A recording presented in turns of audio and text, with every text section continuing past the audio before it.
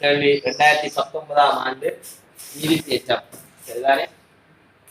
சீக்கமாடி ஆகிய இரு பூஜ்ஜியம் அல்லாத மெய்யெண்கள், மிக முக்கியமானது இரு பூஜ்ஜியம் அல்லாத மெய்யெண்கள். மற்ற தந்திருக்கிற இப்படி f of x தந்திருக்கிற x மைனஸ் சி ஒரு காரணி என்று காட்ட சொல்லியிருக்கிறார் ஆரம்பத்துல. அடுத்தது x மைனஸ் டி காரணியை நம்ம கொள்வோமே காட்ட சொல்லையில அது தந்திருக்கிற x மைனஸ் டி ஆல வகுத்தா வர்ற மீதி சிடி என்று தந்திருக்கிறார். இந்த ரெண்டும் எங்களுக்கு சியையும் டியையும் காண்றதுக்கான இதெல்லாம் சரி. அப்ப அதுக்கு பிறகு f of x ஆனது x plus 2 இனால் வகுப்படும் போது x plus 2 all things square இனால் வகுப்படும் போது f of x ஆனது x plus 2 all things square இனால் வகுப்படும் போது பெறப்படும் மீதியை காணலாம். சரிதானே? அப்ப இந்த கேள்வியை பார்த்துட்டீங்க. அப்ப நான் இதை அழிக்கிறேன்.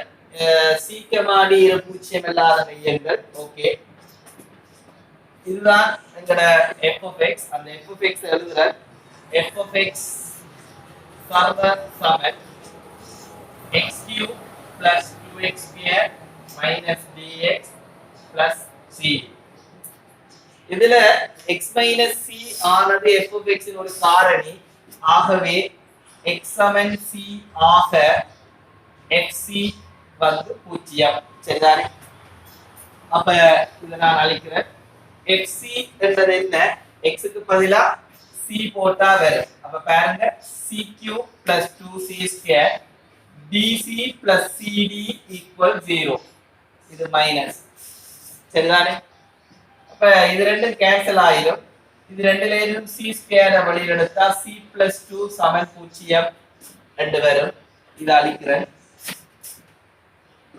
இப்ப பாருங்க, c not equal to 0 ஆதலால் c equal -2. c கான பெருமானம் வந்துச்சு. இங்க அவர் செக் பண்றது இந்த சின்ன நுணுக்கங்களை. அவர் சொன்னார் c பூஜ்ஜியம் இல்லாதது, அதை நீங்க சொல்லி காட்ட வேணும். நீங்க சொன்னீங்கல்ல பூஜ்ஜியம் இல்லாதது, அதனாலதான் நான் c -2 எடுத்தேன். விளங்குதா? இந்த மாதிரி கேள்விகள் வந்து இருக்குது, தெரியும் தானே? 2018 போன முறை இந்த மாதிரி ஒரு விஷயம் வந்தது. சரியா? இப்ப x மைனஸ் d ஆல இத வகுத்தா மீதி என்ன?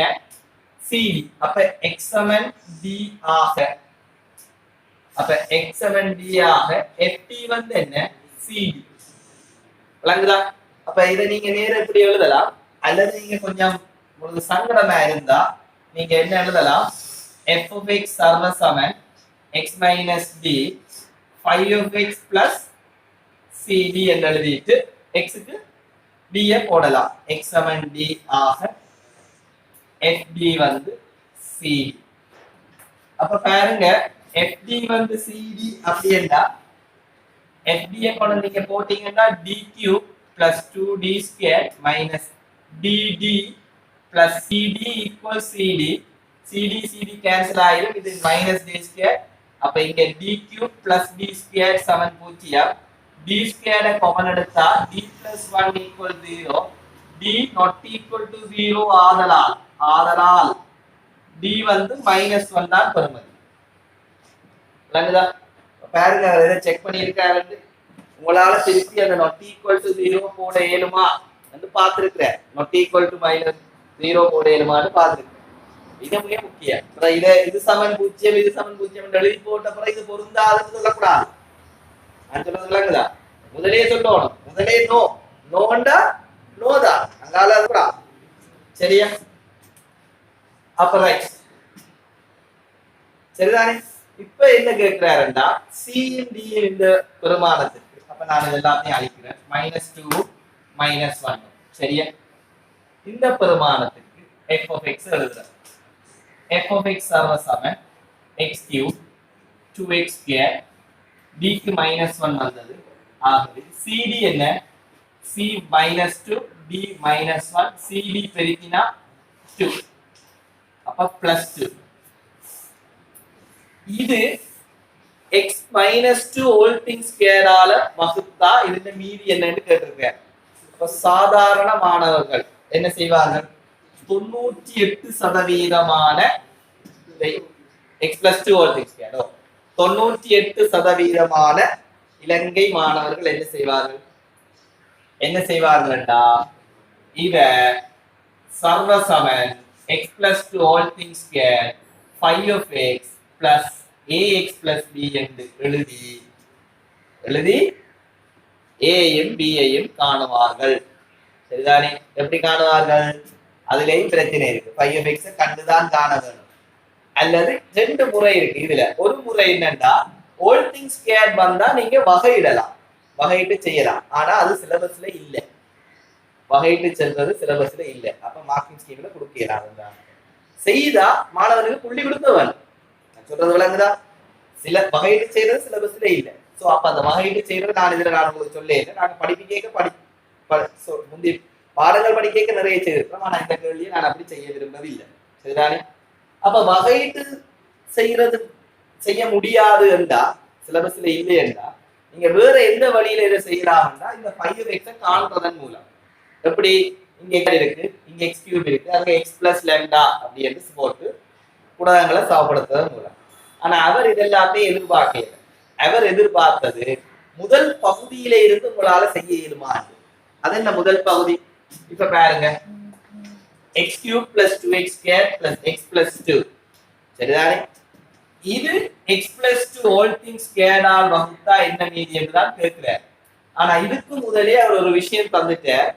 x minus c என்றது இதனுடைய ஒரு காரணி என்று. அதாவது c க்கு -2 போட்டா x plus 2 காரணி சொல்லிட்டாரா? அப்ப நான் இதை இப்படி எழுதவா? x plus 2 into 5x எழுதவா?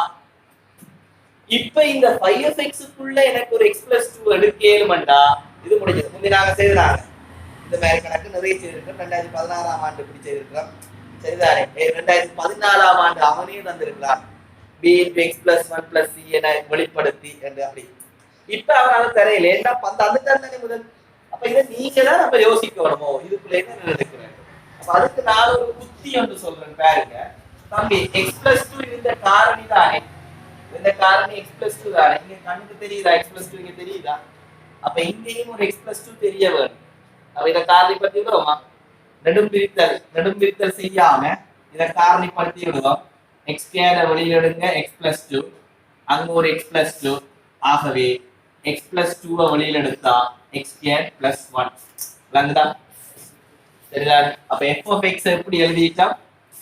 f of x சர்வசமன் x plus 2 x square plus 1. இதுதான் அந்த 5x. இப்ப இத x plus 1 ல இத வெளிப்படுத்தினா பெருக்கி விட்டா x plus 2 ல வெளிப்படுத்தினா பெருக்கி விட்டா ஆன்சர். எப்படி நான் வெளிப்படுத்த போறேன்றதை கவனிங்க. x plus 2 இந்த x square x plus 2 into x minus 2 அப்படி எழுதலாமா? இல்ல. எது வரும்? ஒரு எக்ஸ்ட்ரா நம்பர் வரும். என்ன நம்பர்? இத பெருக்கினா x square minus 4 a plus b a minus b. இங்க x square இருக்கு plus 1. அப்ப உங்களுக்கு மொத்தமா x square plus 1 வரணும்னா x square minus 4 plus 5 என்றா தான் வரும். விளங்குதா? இப்ப அடுத்த ஸ்டெப் இதையும் பெருக்கினா x plus 2 whole thing square into x minus 2 plus 5 into x plus 2. ஆனா வடிவம் ax plus b என்று எழுதி பழக்கப்பட்ட எங்களுக்கு அடுத்த ஸ்டெப்ல இத என்னது 5x plus 10 என்று எழுதி மீதி என்று கொடுத்து விட்டா முடிச்சு. இப்ப இனி இப்படியான கேள்விகள் எதிர்பார்க்கிறார்கள்.